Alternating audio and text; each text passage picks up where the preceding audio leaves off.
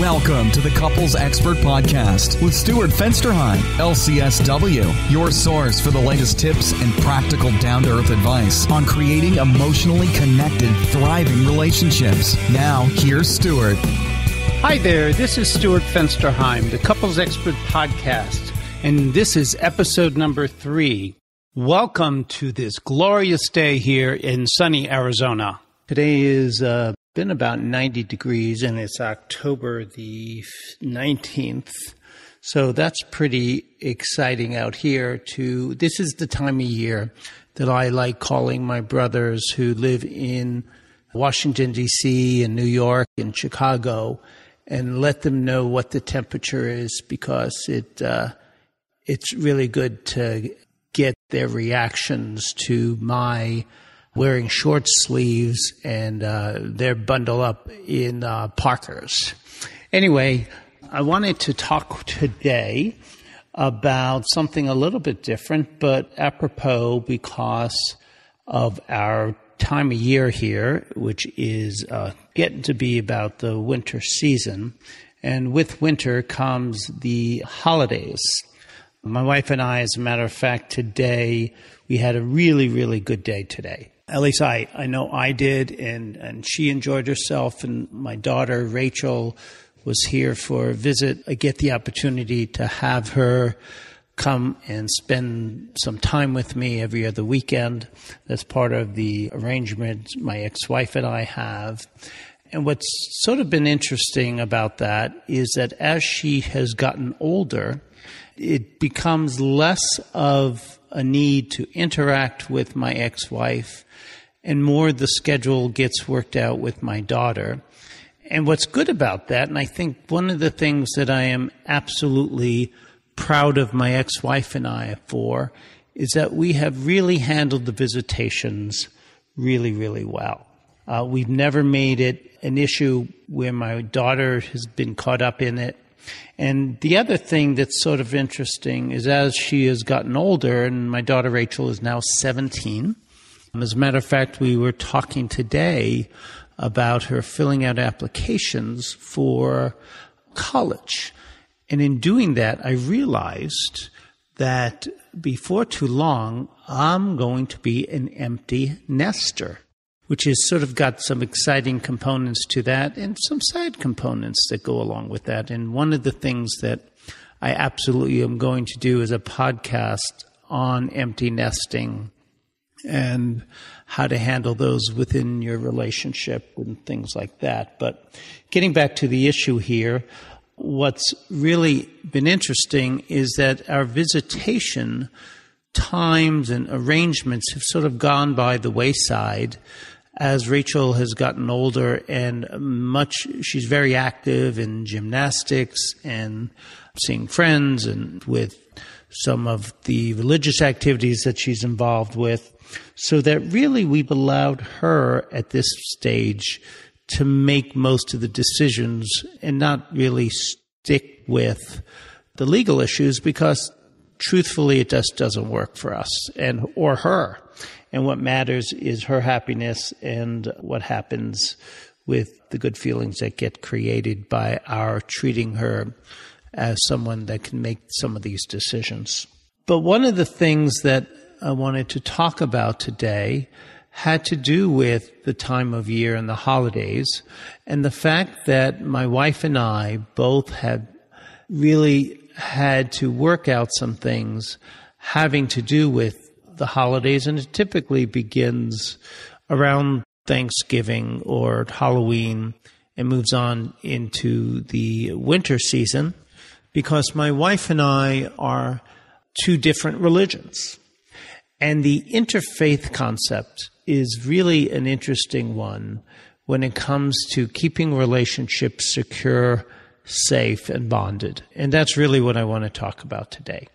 What I want to do is to give you some tips both from a personal perspective as well as a professional perspective on how to make the holidays work when you and your partner have two different religions. So what I'm going to do is, in the beginning, is to just talk a little bit about how to avoid conflict in an interfaith marriage. I'm going to be giving some tips on that and talking about the things that couples can do to keep their marriage safe from conflict in those situations. Lastly, what I'll also do is, and not less important, but I think that we need to talk about the overall concept of an interfaith marriage and what are some of the things couples can do to stay strong. And then as part of that dialogue, clearly the winter holidays of Christmas and Hanukkah, and then in the spring having Easter and Passover, and moving on to Rosh Hashanah and Yom Kippur. All of those holidays are, at times, can be difficult. I wanted to, though, remind everyone that my podcast and the notes from my podcasts, and particularly in light of some of the things I'm doing today, are going to be, the show notes will be on my website at www.thecouplesexpertscottsdale.com. And please feel free to subscribe to my podcast right on my website there. And that way you'll get notified of all of my podcasts that I'm recording and will be releasing. So in talking about avoiding conflicts, I think we have to start out with recognizing one of the things that are absolute critical for couples is to have a dialogue and relationship in which open communication about all areas are present. This is not just true regarding the interfaith issues, but to have a close connected relationship with your significant other, you need to have open dialogue and a way of avoiding getting caught up in those negative dialogues and the cycles in your marriage that take people to a very place where they don't feel safe and they don't feel like they can be vulnerable with their partners. There is no other area that I can think of, other than perhaps politics, that can possibly bring people to such a high intense area as religion. So the first tip that I have for you is you have to allow each person to talk about what's important to them when it comes to religion. You need to know and be willing to share with your partner the importance of different holiday rituals. So please talk about those things. You also need to talk about that if your partner is from a different religion than you are, that some of those symbols that are important to them, that they've been raised with, may be something that spurs you into a pretty negative place. When that happens, you need to allow yourself to talk about that. An example of this may be if you have children and you're with the in-laws of the other religions, parents, whether or not that you're comfortable. For instance, my wife is Catholic and I'm Jewish. When we go to her parents for the holidays, they want to give my children Christmas presents. I need to know, and I need to be able to share very clearly with my wife whether or not I'm comfortable with that. The same is true if we go to my relatives for the holidays. Is it okay to give Hanukkah presents to children and cousins that are of a different faith? These areas is where a lot of problems get created for couples because it happens without any discussion. That really leads me to the next suggestion, which is one of the advantages of being in a marriage which has two different religions, because it requires both of you to have this plan in place ahead of time. You need to have dialogue about this before the events, And it allows the two of you to be even more clear with your dialogue and with planning the holidays. So last minute details can't happen. Now, one of the things that I highly recommend to couples, and this is from a professional perspective, is that if you're going to have a marriage with someone from a different faith, you can't minimize the impact. You can't minimize it to yourself. You can't minimize it to your families. And you can't minimize the impact that this will have on extended family. So what you absolutely need to do is you need to have some premarital counseling. And I'm going to say that very loud and clear. It needs to be with a therapist. It can't just be with someone who is just, I think that a lot of priests and rabbis suggest that they can handle the premarital sessions. I think when we're talking about an interfaith situation, they can talk about the impact on the religion. But when it comes down to it, I absolutely will encourage every couple who is getting an interfaith marriage to seek out the help and do a number of different sessions that we'll call premarital counseling.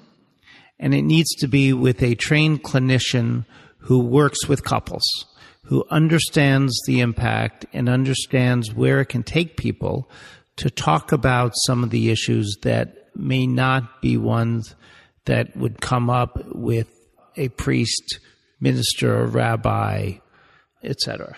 So I absolutely encourage that, and that then just allows the two of you to really make sure you're on the same page and to talk about some of the things ahead of time before the issues have presented themselves. One of the best examples of this that is quite interesting is a Jewish male. I am very aware, and not everyone is as aware of this, that in Judaism in particular, there are different levels of Judaism. What that means is that there is a section of Judaism called Reform. Reform Judaism is one in which people practice most of the traditions and the beliefs that are in other types of Jewish families, such as a conservative or Orthodox. And the difference between the three really is how strict you abide by the teachings of the Torah. Now, within that same sect, so people who marry within their same faith, like two Jewish individuals, a man and a woman, decide to get married, they may have to work out some things.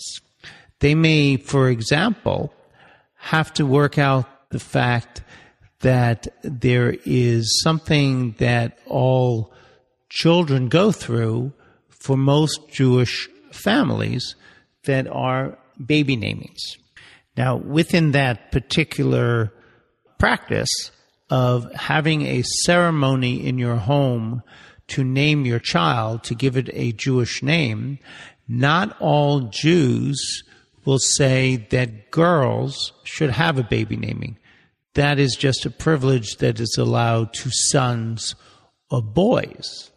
So there could be a great deal of conflict just within the same religion of trying to figure out whether the baby naming should occur for both boys and girls. And depending on what happened in your family of origin, family you were raised in, would determine whether that's okay or not.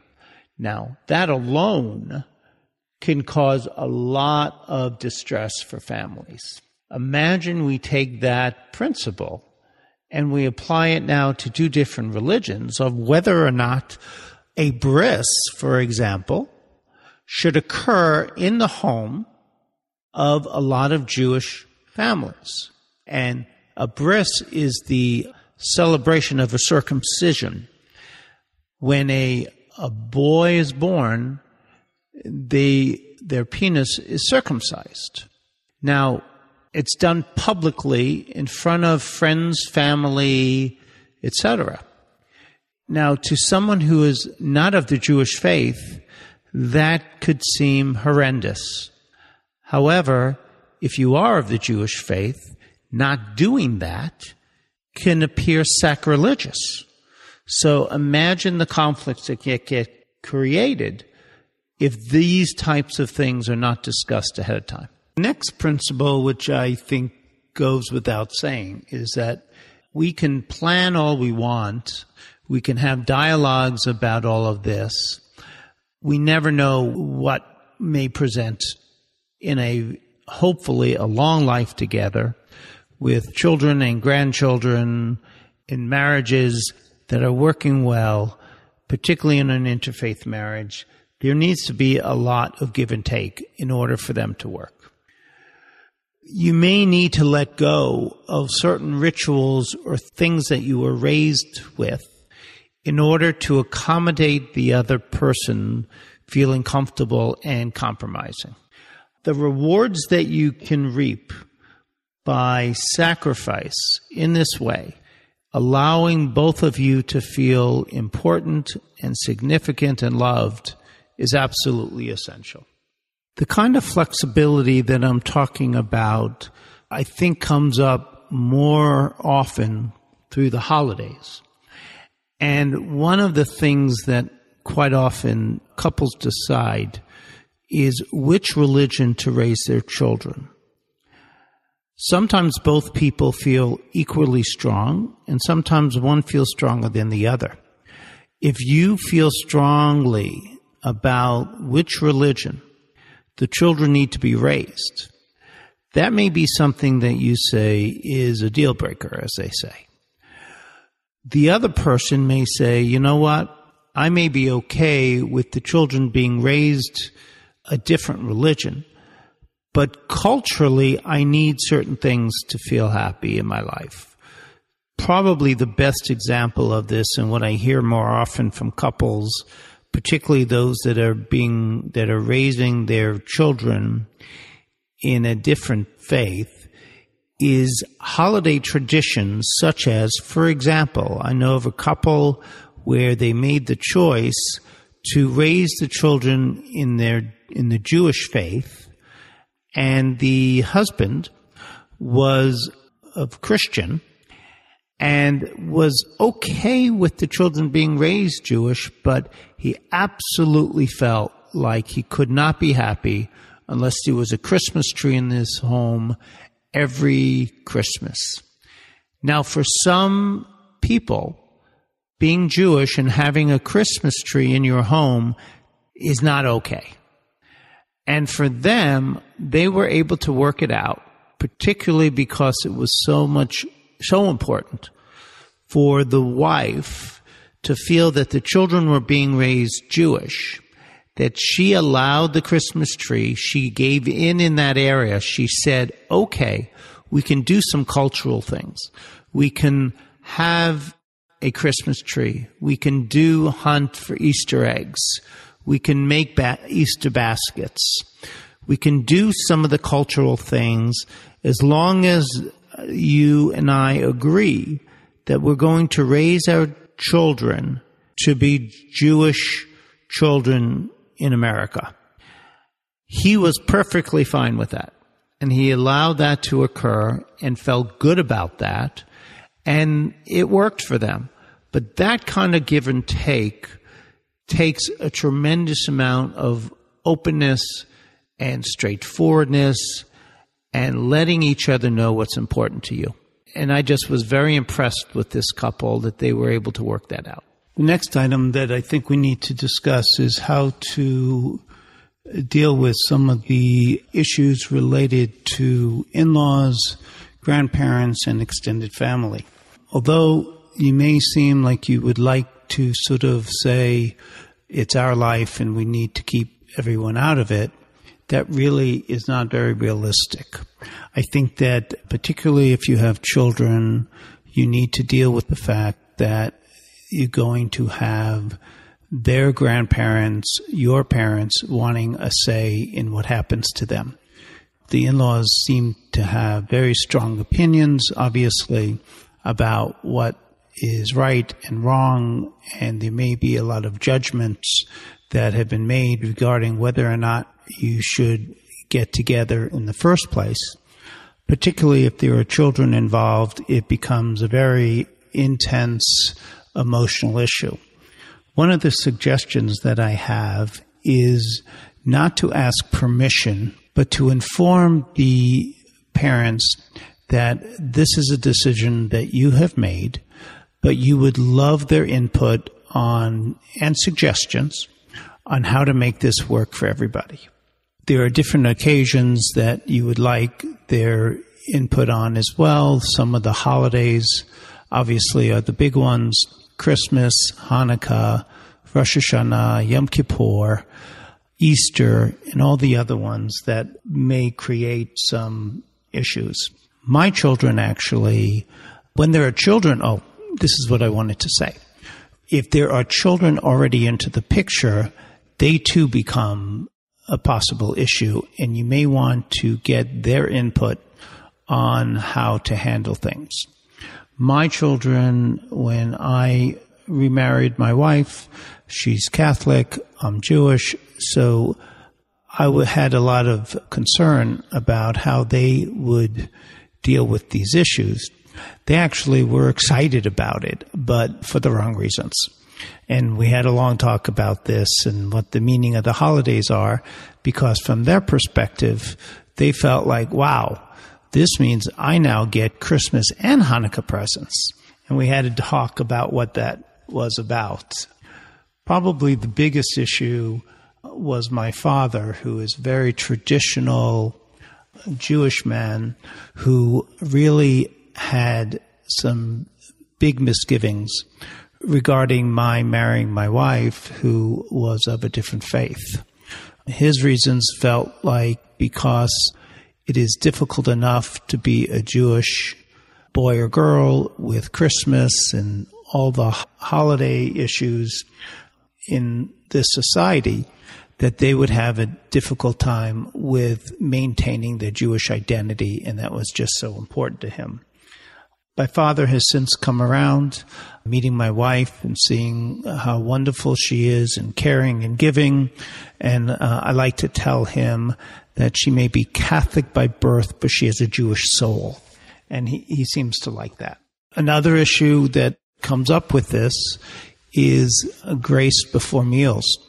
In my wife's home and in a tradition that we have done since I've been married to her, we go to see her parents every Sunday, and she's a great daughter that way, and she cares for her elderly parents and makes them some meals, and we go over there to sort of just talk and interact with them.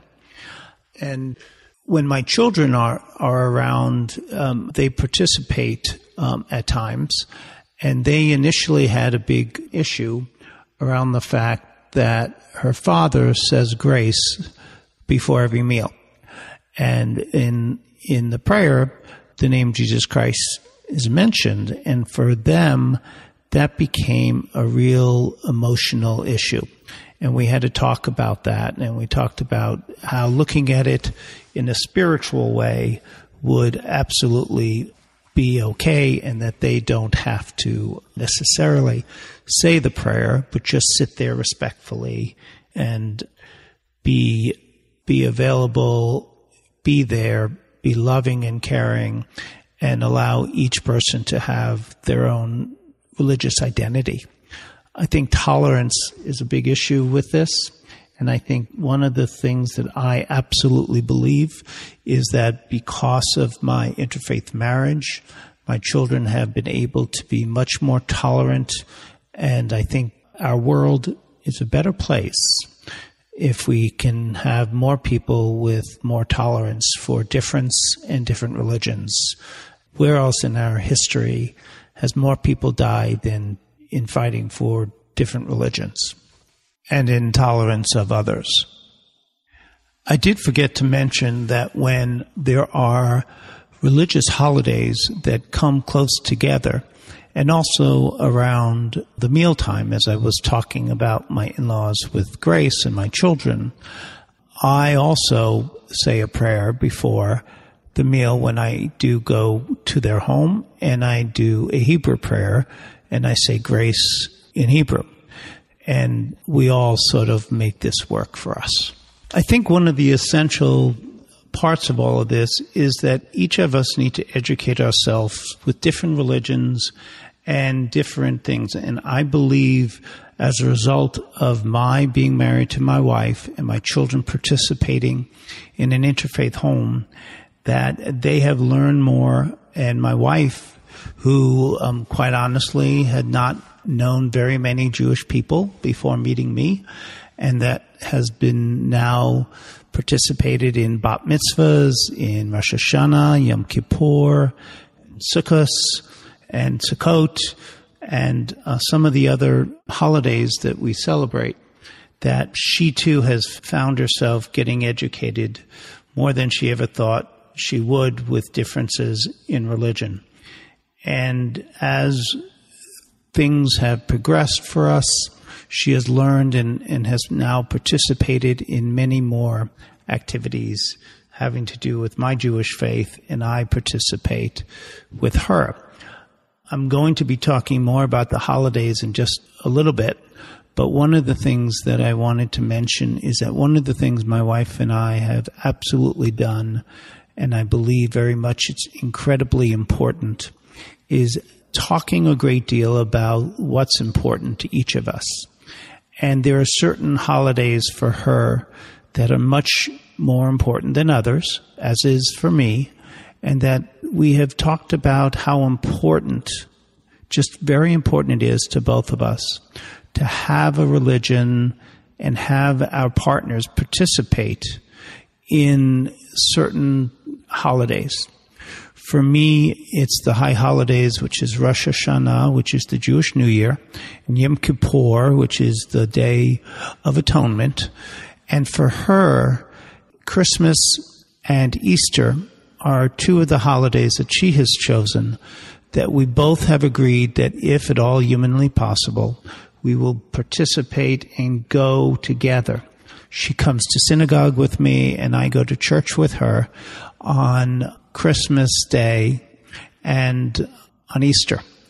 One of the blogs that I wrote recently was after I had attended a Christmas Mass at St. Patrick's Church, and Father Eric did a sermon that talked about tolerance, and that this was right around the time that the new Pope came about, and I was just so impressed with the openness and the change that I noticed in his sermons that I absolutely believe was because of the new Pope, that I ended up writing a blog and sending him a letter just thanking him and telling him how wonderful it was to be at his Mass. That was pretty cool for me, and I believe was really something that my wife felt really good about as well. So I think we need to educate ourselves, our children, each other, to participate whenever possible, and also to be open to learning and learning about yourself and how you feel, and you get to really understand your own biases and prejudices that I think that we all have that we aren't always aware of. And I think the last tip that I'd like to sort of talk about, and that is to absolutely enjoy yourselves, enjoy each other, enjoy your family, and really take some pride into your interfaith marriage. Now I want to move into talking in particular about the holidays and how to make those work well. I think the statement needs to be made that there isn't any more important task in a marriage than having a close connected relationship with your partner that has a deep level of intimacy and commitment. I think having two different religions in marriage makes this a much more difficult task because of all the influences that we all have. One of the things that I recall growing up, and even to this day, there are lots of comments made by Jews and other religions, that when another Jewish person is in the room or you meet another person of your religion, there's sort of the unspoken cultural connection that all of us have. I think that's absolutely a true statement, and unless you have very open dialogue with one another, the religion traditions and the religious principles and the issues around extended family can absolutely get in the way of your relationship. So to achieve really an intimate, it is so important that everything is open for discussion and talking about the different meanings that each thing's. Clearly, if we're dealing with the difference between, let's say, a Christian and Jewish, the representation of a cross, of Jesus Christ, the Star of David, of the State of Israel, all of those things have an absolute impact. And that unless you really talk about the meaning that they have for you, it can create a problem. I recall coming back after visiting the State of Israel with my father and daughter after her bat mitzvah, that the strength of my Jewish beliefs and conviction was so much higher than before I went. And to talk about that and to share those experiences with someone who is not of the Jewish faith would be a difficult thing. And my wife and I, to this day, have talked about that and what it means. And I think it's helpful for her to understand from my perspective. So I think that when we are talking about the major holidays, we have to keep in mind some of these difficulties. I think that there's a couple of things you can do to make this work and make it easier. One of the more important ones, I think, is to share your childhood holiday memories, to talk about what it was like as a kid growing up and what Christmas was like. Was it a happy time? Was it a sad time? Was it a time that you looked forward to? What were some of the activities and symbols that represented that particular holiday for you, and what's important? I think throughout all of this, we need to respect each other's heritage. We need to have the tolerance that I've talked about already in the last section, and to allow the richness of both Christmas and Hanukkah to come through. What's pretty sort of funny and also humorous, well, same thing, but what I think has been humorous last year, if you recall, Hanukkah and Christmas were almost exactly alike, and I thought it was pretty interesting to our neighbors to come by our home and see a menorah all lit up and a Christmas tree all lit up in the window. One of the things my wife and I have done to try to incorporate both of our beliefs and religion, and to allow my children to participate as well, has been on our Christmas tree, whenever possible, we have ornaments that represent the Jewishness of our home.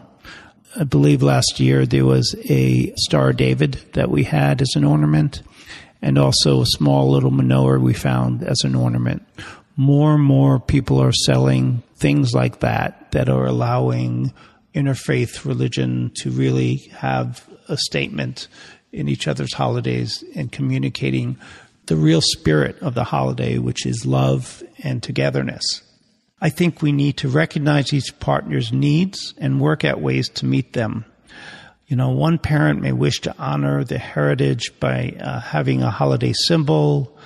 Sometimes it's difficult to invite the extended family to your home. Some people are offended by having another religion there, so you need to be sensitive to that and recognize what each person needs. And you need to negotiate this. You know, raising children is an issue. It's a big task. And how to do that and make it work for everybody is something that needs to be discussed, particularly when it comes to the holidays. You know, what I try to do sometimes is use the analogy of a birthday party when both holidays are observed and children are raised in one religion. You know, kids and most people can understand that everyone wants to participate in a birthday party, and that parents have that experience of being together with their children, and it's so meaningful to them. I think it's also true with the holidays, that everyone wants to be there. Everyone wants to participate, and anyone who might feel excluded or uncomfortable, that is just not okay. So we need to make our holiday experiences being one of family celebrations where everyone is comfortable, and as much as possible to try to negotiate those out. Another thing is to avoid making it a competition out of the holidays. You don't try to sell your holiday to anyone, especially to the kids. It's a difficult thing to be Jewish in this society where everyone wishes you Merry Christmas, where there are stores that sell absolutely no holiday celebration symbols. I can walk into a store over Hanukkah and not see anything about that, but see tons and tons of ornaments and presents and Christmas symbols. And that can be a really difficult thing for kids. So we need to be sensitive to some of that. We want, as much as possible, to share our holidays with each other and don't make it a competition. I think, though, what I really want to say in talking about the guidelines for this is to each family will need to make this work for themselves. The biggest issue is let it be an open dialogue. Let it be something where you as a family can develop your own tradition. What works for you may not work for another family, and it doesn't have to. What matters is the love that you share with one another. Be good this holiday season. Take care of one another. Take care of each other's hearts. Take care of each other's souls. Take care of each other's spiritual side. Because if you do that, you have such an incredible gift. The best gift over this holidays is that all of you love each other, feel close and connected to one another, and have a merry holiday. Thank you. We'll see you next time. Thanks for listening to today's episode with your host, Stuart Fensterheim. You're one step closer to reigniting that fiery passion with your partner. For more information and your 30-minute free phone consultation with Stuart, visit www.thecouplesexpertscottsdale.com. We'll see you next time.